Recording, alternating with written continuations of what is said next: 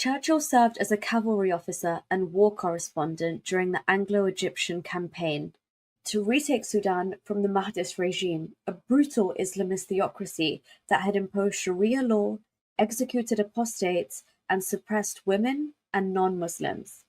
Churchill rode with the 21st Lancers in the famous charge at the Battle of Omdurman, where British forces defeated the Mahdist army.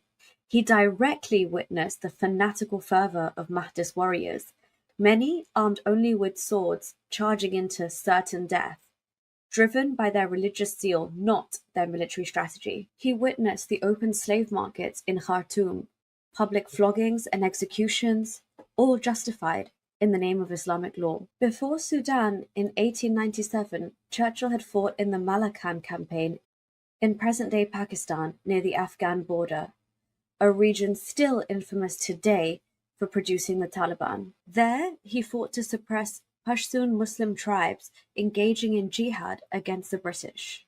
He described them as fire and sword fanatics, who considered war against non-Muslims a sacred duty.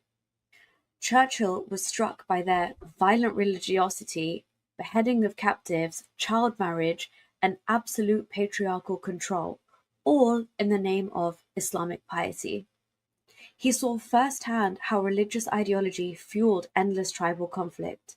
In fact, he wrote, "Fire and sword fanatics, every man's hand against the other and all against the stranger."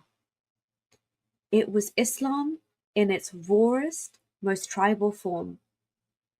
And Churchill understood, even then, that it was a force hostile to modernity. Long before the word Taliban entered our vocabulary, Churchill had already battled their ancestors.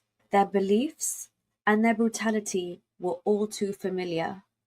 Notwithstanding the fact that Churchill was also a man of his time, even by Victorian standards, Churchill found the Islamic treatment of women especially regressive, and rightly so. In the River War, he states, "The fact that in Mohammedan law every woman must belong to some man as his absolute property must delay the final extinction of slavery until the faith of Islam has ceased to be a great power among men." Touché, Churchill.